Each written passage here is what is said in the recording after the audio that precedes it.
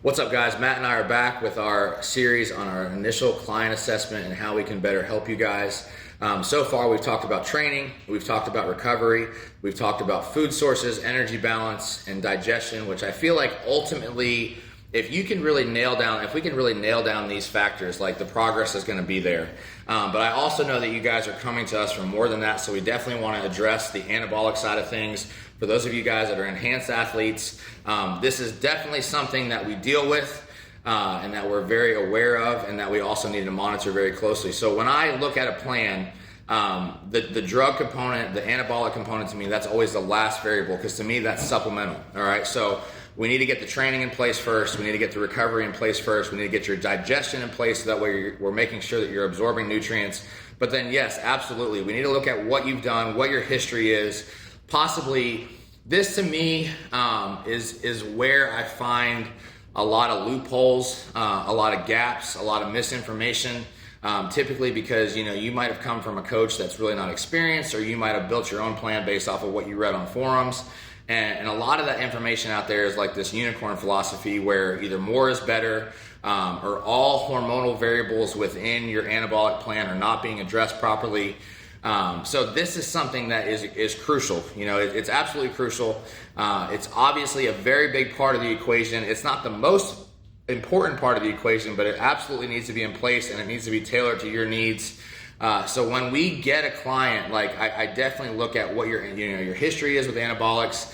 And one of the biggest things that I look at is what you've done on the side of anabolics to basically ward off the negative impact of them, whether that's estrogen, whether that's prolactin. Are you managing those things? Are you managing your blood pressure properly?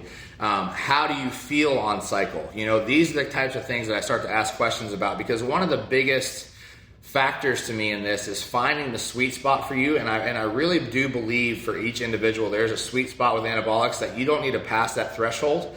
And that's where a lot of the education now, I don't agree with it, because there's this thought process that basically like everything needs to be progressive. The training needs to be progressive. The food needs to be progressive. The drugs need to be progressive. And I don't believe in that. The one thing that I think needs to be progressive is the training. I think that we have a sweet spot with food, where once you pass that sweet spot with food, you're going to start to go on a downward trend.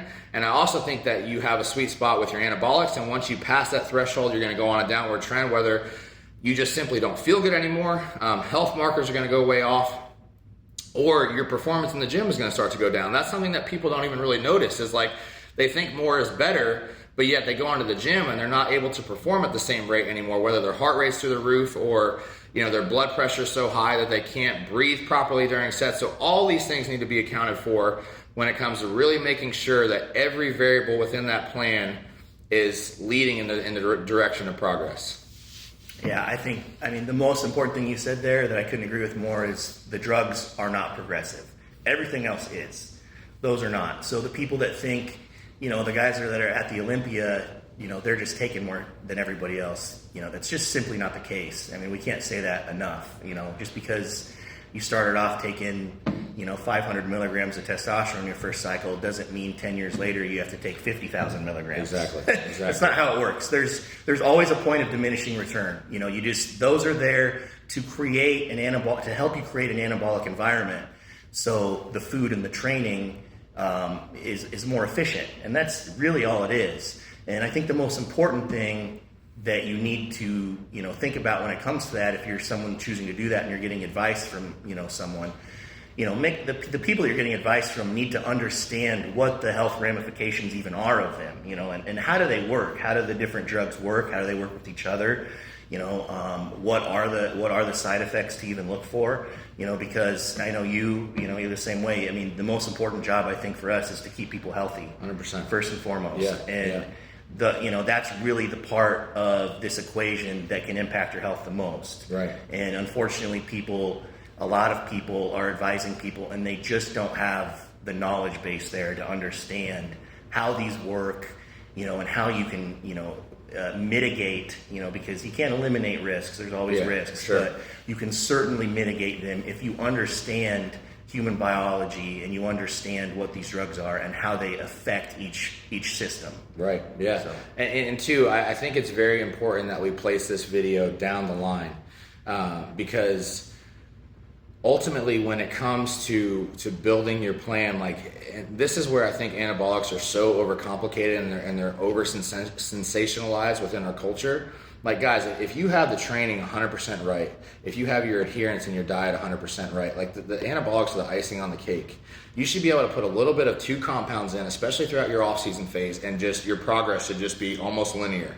And that's where, you know, a lot of people coming to me, especially, I just did a video. You guys are going to see a video from North Americans.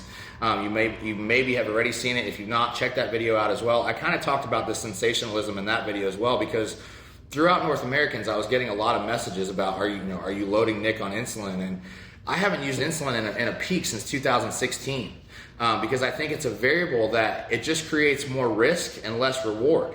And that's the same thing with just the compounds in general. Like, you should be able to find a sweet spot with 1 or 2, compounds, whether that's like, obviously Test is in the picture for me in off-season phase. NPP and DECA is something that I like to use because it works, guys. Like, you don't need to be taking, 5 different orals and something else that drives me nuts is these guys that take orals, then can't eat, but then think they're going to make progress. Like, if you can't eat food, it doesn't matter how many drugs you take. It does not matter. You need to put drugs in place that support your ability to eat. If it hinders your ability to eat, take it out. Like, you're going against what the whole process of bodybuilding is all about. All right. So again, we know that the compounds, that the anabolics, that those of you guys looking to really push it to the next level, we know that is a very, very important factor within assessment, client assessment, building a plan. But it's also one that it doesn't need to be held in such high regard in terms of, like, again, the unicorn, conceptions of like, oh, what's this guy doing, or what are they doing in Kuwait? Like, it doesn't matter. Like, figure out what works best for you. Be simple. Find that sweet spot. We all have it. Find the sweet spot and then just milk it for all that it's worth. I think the big thing is the secret is there are no secrets. Right. Yeah. We've basically laid it all out there for you. And, the main thing, I guess, the point I want to get across with anabolics is, I can't say it enough, when you're having people advise you, just make sure they understand, and it makes sense to you. If they can't explain it to you, and if you have questions and they can't explain to you why you're using a certain compound at a certain time, then, find someone else. Yeah, definitely. And that's also something, that's a great point. Ask questions. Especially when it comes to things concerning your health, you should have the knowledge base to know why you're taking it, what it's going to do to you, potential health impact that it's going to have on you. Like, you need to know all that. So make sure that you ask those questions. And if you're working with somebody that tells you, stop asking me questions, or you don't need to know the answer to that, like, run. Because that is your prerogative to know those answers, to know what's going on, and to be able to have the education, to be able to assess things, to know how you're feeling, to know when you're feeling off. So again, guys, like, if I could convey anything to you in this video, it's, yes, they're very important. Yes, they need to be controlled and monitored very closely. But it's not this pie in the sky, more is better theory that a lot of people project on social media and on the internet.